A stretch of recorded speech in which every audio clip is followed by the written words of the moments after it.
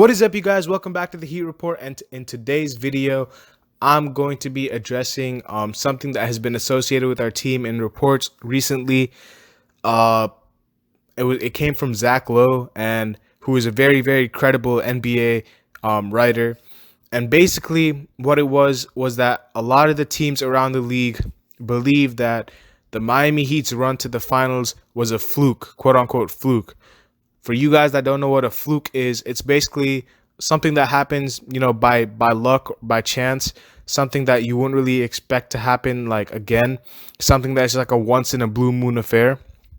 And a lot of teams believe that that's the case with the Miami Heat making it to the finals, and surprising a lot of people in the NBA world. Now, I'm here to tell you why this was not a fluke. Now, obviously, I'm a Miami Heat fan, so I am biased, but I'm going to give you guys logical arguments as to why our run to the finals was not a fluke. Now, what I'm going to be doing is giving you guys some of the arguments that people have used against the Heat and giving my case to refute them. So the first argument that a lot of people, like everybody mentioning the Miami Heat's run to the finals, calling it a fluke, is because of the bubble effect. And what basically they're saying is that the bubble, there's the atmosphere is less, like there's no pressure on the young players. It empowers the young players to play better. They probably wouldn't be doing this in regular circumstances.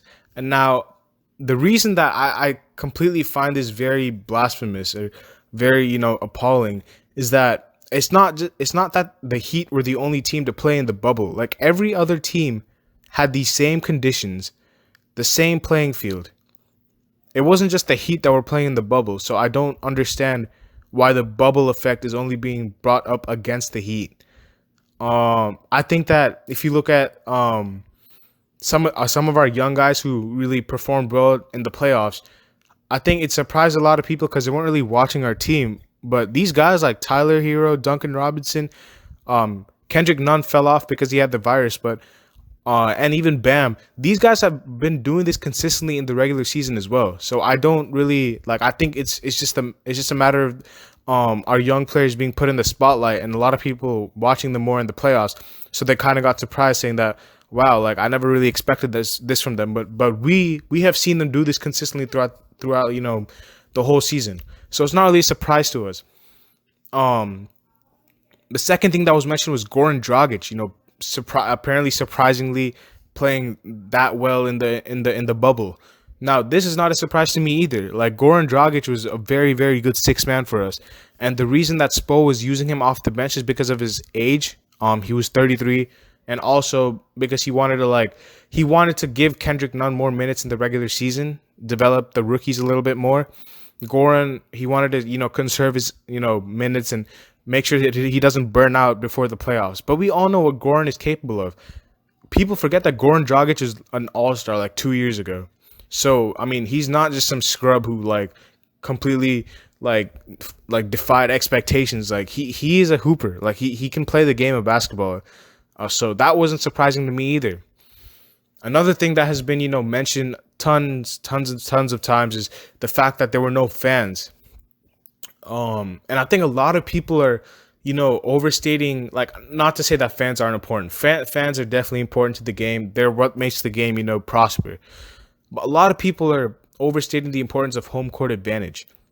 Like, I don't know, like those Cavs teams with LeBron on it that went to the finals almost every year, or basically every year that he was on the Cavs. How many times were they the number one seed? Because I don't think they were the number one seed. I think they were probably they weren't the number one seed in 2015. I think 2016 they might have been the number one seed.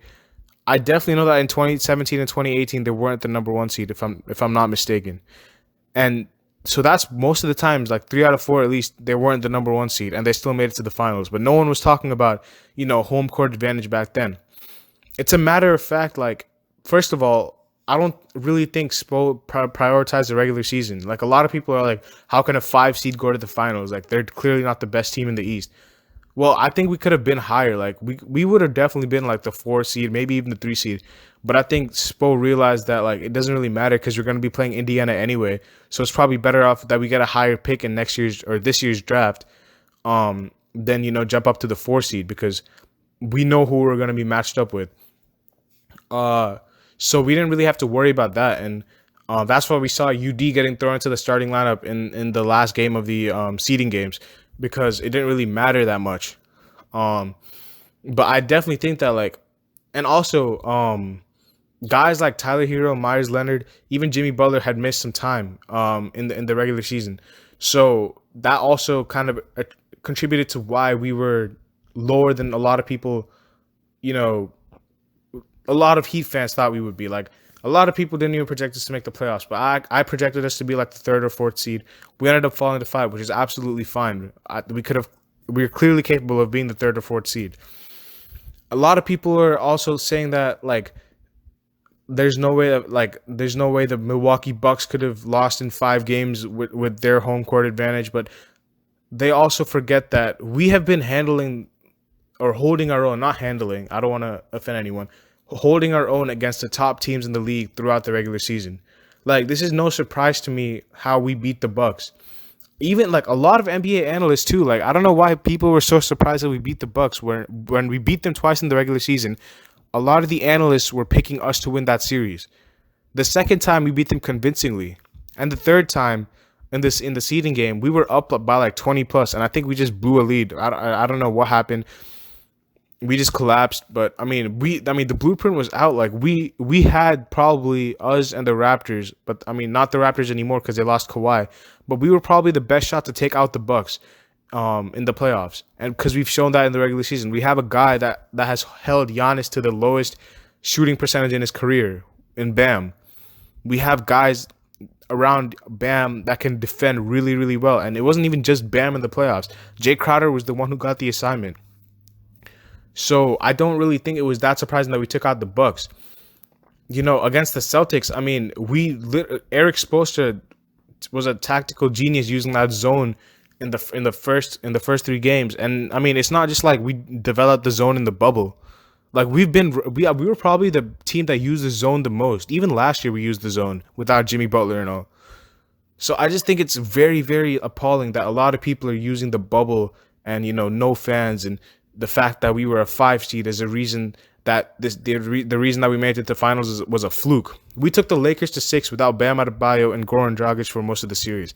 That has to tell you something. And I'm not saying, like, taking a team to 6 is not an achievement. I'm not trying to sound like that, but that should show you that no other team took the Lakers to 6 games and we did, without 2 of our 3 best players. So that can't be a fluke. I'm sorry. Anyways, guys, I just wanted to get that off my chest, bro. It's been really, I don't really know like where this came from. But yeah, man. I mean, I guess that's all for me today. Please let me know what you guys want to see down in the comments below. I will be doing starting lineup predictions and other stuff like that when the season is closer to being started, like after training camp, because I do want to see like when the roster is finalized, like what moves we're going to be making, because I have a feeling we're done, but I don't want to jump the gun real quick. But please make sure you guys leave a like, subscribe, comment down below, and hit that bell so you guys don't miss any videos. But yeah, that's it for me, guys. Peace.